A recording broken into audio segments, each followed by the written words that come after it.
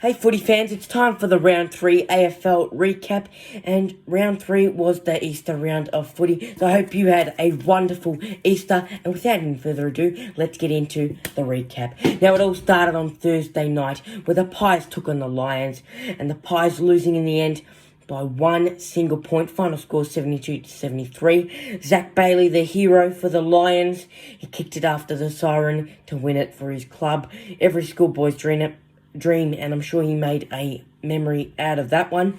Now, look at the irony in this kick. Now, if you remember, folks, Zach Bailey was supposed to have a set shot in round 2 against the Geelong Cats to win it for his club. Now, he was not allowed that kick. The referee thought otherwise, but now he gets it in round 3. And without any further ado, he put it straight through those middle sticks. So, yeah, it was great to see he finally got that kick after the siren. Our next game was on Good Friday. The Good Friday appeal, the kick for the kids game. The Roos getting absolutely annihilated by the Western Bulldogs by a whopping 128 points. Final score 39-167. And for the Dogs, that's their biggest win in club history. So a massive congratulations to them.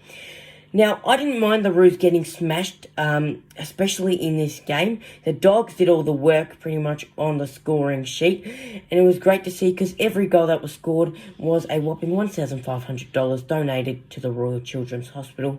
And yeah, it's just a lovely cause, and it was great to see so many donations throughout the whole day to the Royal Children's.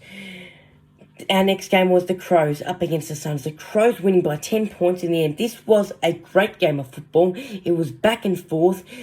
It was tight, and then the Crows, extended their lead to that 10 points and held on.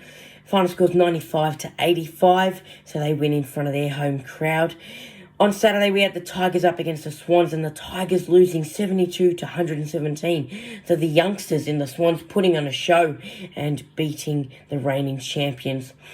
The Bombers up against the Saints was our next game on the schedule, and the Dons, they absolutely got the Saints by the horns in this one. Final score was 143-68, a whopping 75-point win. And it was great to see Essendon, with their star players injured, they still got a few youngsters in the team that can pull them across the line. They had Jake Stringer back, I know, and a few others. Cale Hooker had a lovely performance. And yeah, it was a great win by the Essendon Football Club.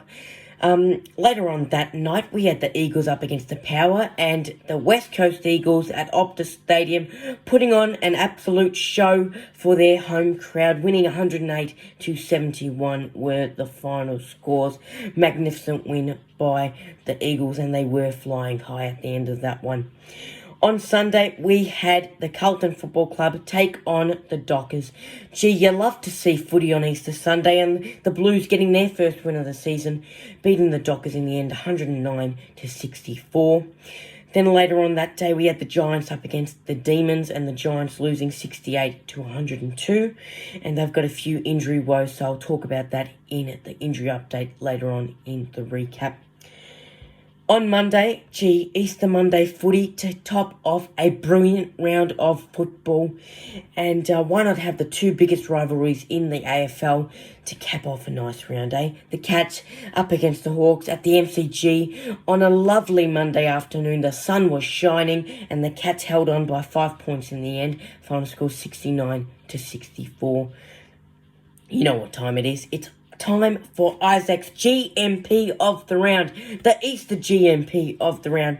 My goal of the round goes to Jordan Clark from the Geelong Cats. This is what happened: a turnover from the Hawks, and Henry intercepted. He stepped on the bike off to Clark, and he stepped on the pedal even more. He just kept running. He's like the Usain Bolt in our footy world. Then he handed it off back to Henry, back to Hawkins, back to Henry with the little 1-2 handball, and then he found Clark, who just kept on running. He pretty much ran 3 lengths of the whole field, so that's three quarters pretty much. So I'd say Henry got the ball around that 60-metre mark and went from there. It's pretty much before that halfway point where Clark stepped on the pedal. It was a great goal, and it was pretty much the sealer for that game. My mark of the round, well, how could you go past him? Flying Ryan.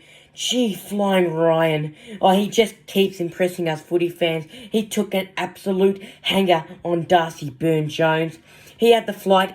He had the grip to just, in that air with that flight, to hold on the ball safely and keep it in possession. That was brilliant. And, to top off that mark, they pretty much had a lovely win, the Eagles.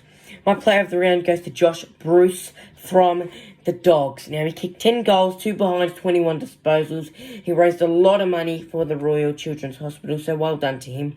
That's a career high for Josh. So, he was pure brilliance on the field up against the Roos, and he always kicks a bag up against us North Melbourne boys.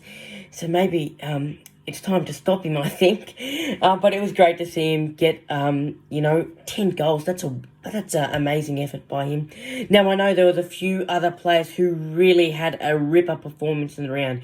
There were Tex Walker. There was Harry Mackay. There was others. There was Isaiah Pickett, who had a nice performance. Comment down below who you think your player of the round was. But Josh Bruce is my player of the round for the Easter round of footy. Guys, stay tuned for a injury update, which is up next. Getting into the injuries now, and we'll start off with the Pies. They have Nathan Murphy out. He'll be out for a week due to concussion after he picked up that in a VFL match last week. North Melbourne have Jared Polek, who I'd say would be out for a few weeks due to hamstring injury. It's still up in the air, and scans will need to confirm how serious that is.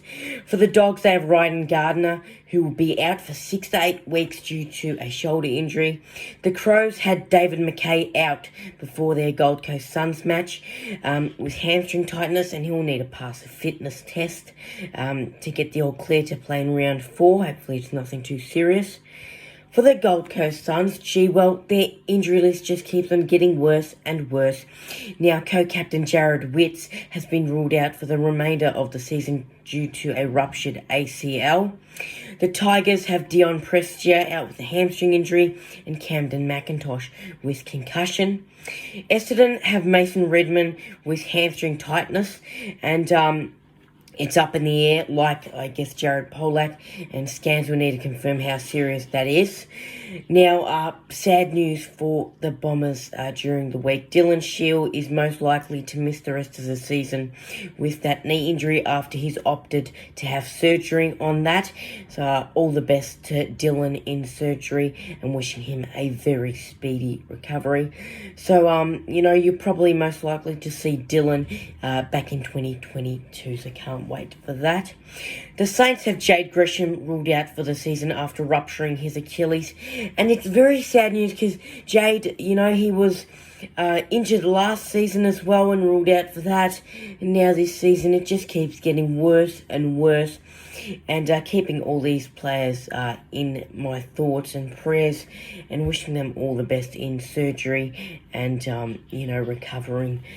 The Eagles had Brendan Archie out due to hamstring tightness, and Luke Shuey, after recovering from his last soft tissue setback, now he's got another one, and it's back-to-back soft tissue setbacks for Shuey. So, he's waiting for scans, and hopefully it's nothing too serious, but I'd say he'd be out for a couple weeks. Port Adelaide have Tom Rockcliffe with concussion. He'll be out for a couple weeks, and he picked up that heavy head knock in a SANFL game. Carlton had Will Setterfield out due to illness. He had gastro before their game against the Dockers, so hopefully he's all good to go in round 4. And speaking of the Dockers, they've got Hayden Young out with a hamstring, a high-grade hamstring issue, so that's not good news for them. And Lockie Schultz will be out for a couple of weeks due to concussion. The Giants, I spoke earlier in the recap, and I said they've got a few injury woes, and they're really key players. Stefan Cornelio has got an ankle injury, a syndesmosis, and he'll be out. for 8 to 10 weeks. He'll have surgery on that. Phil Davis has got a severe calf injury, so he'll be out for 6 weeks. And Matt DeBoer ruptured a tendon in his hamstring. He'll be on the sidelines for 10 weeks, so not good news at all for the Giants. The last injuries are with the Cats. They had Francis Evans with a nasty ankle injury. I'd say he'd be out for a few weeks because it didn't look good. And Sean Higgins has got a hamstring injury. Now, he put ice straight away on it when he went to the bench. So I'd say he might be out for a couple of weeks, but still, for these players, scans will need to confirm that, so hopefully it's nothing too serious. Guys, that's it from me for round 3. Round 4 is right around the corner. It all starts on Thursday, the 8th of April, at 7:20pm at the SCG, where the Swans take on the Dons. And as always, guys, guys, if you like that recap and you want to see more of my content, remember to hit that thumbs up, like, comment, and hit that red button down there that says subscribe. Much appreciated. For more content, follow me on my Facebook page and also my Instagram page.